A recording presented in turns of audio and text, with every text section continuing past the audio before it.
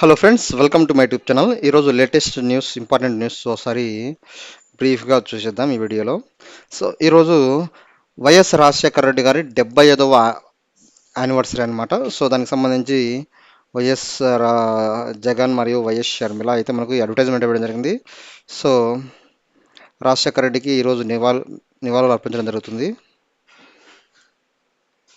మొదటగా main paper నుంచి మనం వెళ్దాము. మెయిన్ పేపర్లో మనకు న్యూస్ చూస్తే, పోలవరం పాపం ఖరీదు 20,000 కోట్లు, జగన్ సర్కార్ అరాచకం, మేఘా అలసత్వమే కారణం అని ఒక హెడ్డింగ్ అయితే పడింది. అధికారంలోకి రాగానే నిర్మాణ పనులు ఆపివేత, నవయుగను మార్చి మేఘాకు కాంట్రాక్ట్ అప్పగింత, సకాలంలో పనులు చేపట్టకపోవడంతో భారీ నష్టం, భారీ వరదలకు దెబ్బతిన్న diaphragm wall, coffer dam CPG కూలిన గైడ్ బైండ్, 1771 కోట్లతో పూర్తి కావాల్సిన ప్రాజెక్టు పడక, మరో 5 ఏళ్ళైనా పూర్తి కావడం కష్టమే. మరోవైపు భారీగా పెరిగిన నిర్మాణ వ్యయం, కేంద్ర ప్రాథమిక అంచనా 15,511 కోట్లు, 20,000 కోట్లు అవుతుందని నిపుణుల అంచనా. ఇది మనకు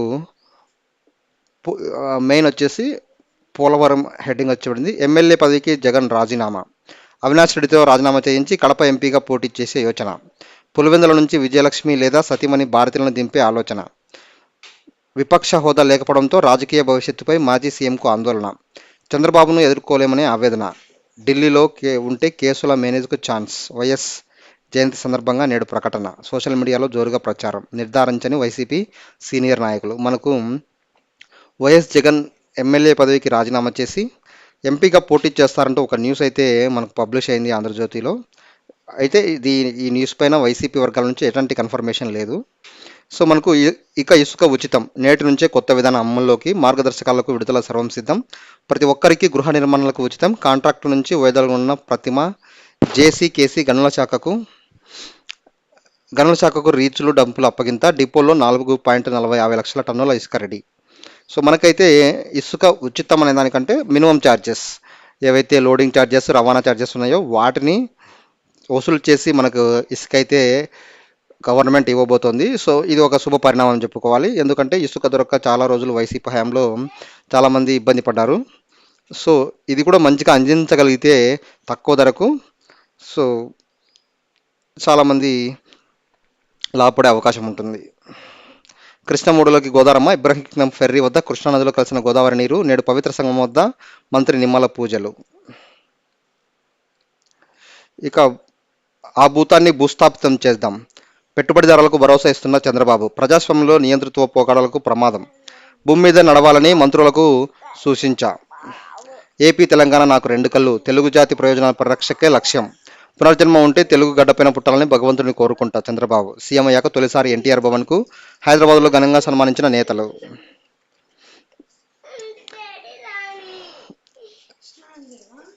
ఇక మనకు సంక్షోభంలో ఇంధనం, జగన్ అడ్డగోలు నిర్ణయాలతో జనానికి షాక్, విద్యుత్ రంగంపై 138 కోట్ల భారం, ఆదాని కోసం దోచిపెట్టారు, జనంపైనే స్మార్ట్ మీటర్ల భారం, 24.4 లక్షల గృహాలపై 73 కోట్లు, 9.2 లక్షల పారిశ్రామిక మీటర్లపై 456 కోట్లు, మొత్తం 529 కోట్ల దోపిడీ, వ్యవసాయ పంపు సెట్ల మీటర్లు షిరిడి సాయికి, ఆదానికేమో పట్టణ స్మార్ట్ మీటర్లు, ధరకు మించి వసూలుకు సిద్ధం, ఈ దోపిడీ పైన సీఎం దృష్టి పెట్టాలని విద్యుత్ నిపుణుల డిమాండ్.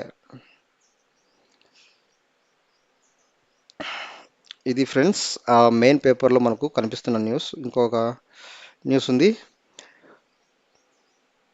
పాంకాంగ్ సరస్సు వద్ద చైనా తవ్వకాలు, భారీగా భూగర్భ బంకర్ల నిర్మాణం, వాటిలో ఆయుధాలు, ఇంధనం నిల్వ, సాయుధ వాహనాలకు షెల్టర్లు, ఉపగ్రహ చిత్రాలతో వెలుగులోకి వచ్చిందనమాట. మోదీ ప్రభుత్వం కళ్ళకు గొంతలు కట్టుకుంది, ఖర్గే.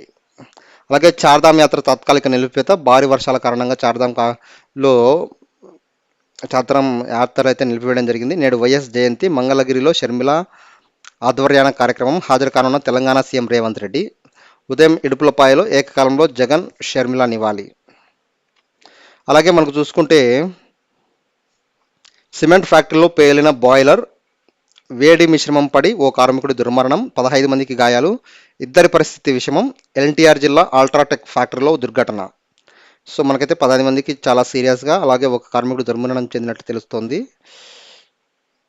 ఇక్కడ ఇంకొకటి ఏదో మనం చూద్దాం, సీఎం సార్కు సారీ చెప్పాలి, బాబు ఇంటి చుట్టూ నిఘా మాజీ చీఫ్ ప్రదక్షిణ, ఆంజనేయులకు సీఎం అపాయింట్మెంట్ లేదన్న అధికారులు, హైదరాబాదులో గేటు వద్దే పిఎస్ఆర్ను అడ్డుకున్న సెక్యూరిటీ. పోలీస్ బాస్ అవ్వాలని గత ప్రభుత్వంలో అడ్డగోలు పనులు. వీఆర్ఎస్కు అనుమతిస్తే వెళ్ళిపోయేందుకు ఇప్పుడు పాటలు. సో ఈ విఎస్ఆర్ ఆంజనేయులు మనకు చంద్రబాబు నాయుడును అరెస్ట్ చేయడంలో చాలా పెద్ద పాత్ర వహించాడు. అందుకు అపాయింట్మెంట్ అయితే దొరకడం లేదు. సో ఇది మెయిన్ న్యూస్. ఇంకా ఒకసారి సినిమా న్యూస్ ఇంకా ఏదైనా ఉంటే చూద్దాం. అలాగే మనకైతే భారీ వర్షాల కారణంగా నీళ్ళు అయితే కొద్దిగా బాగానే వస్తున్నాయి ప్రాజెక్టులకు. కబిని, కలకల, హేమావతి పరవళ్ళు, కేఎస్ఆర్ డ్యామ్. సో బాగానే ఉందంతా మొత్తం.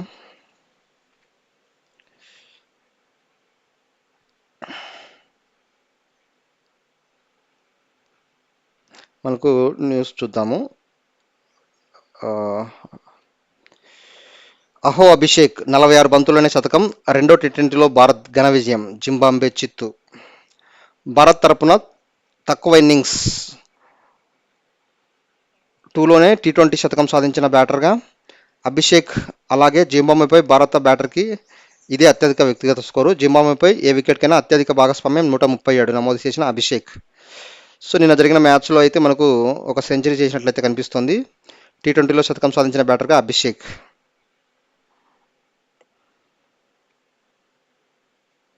సో అలాగే అంతర్జాతీయ టీ20లో చివరి 10 ఓవర్లలో అత్యధిక పరుగులు సాధించిన జట్టుగా భారత్.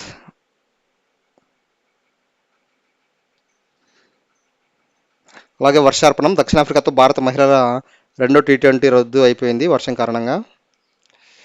సో మనకు మెయిన్గా క్రికెట్ న్యూస్ చూస్తూ ఉంటారు అంతా.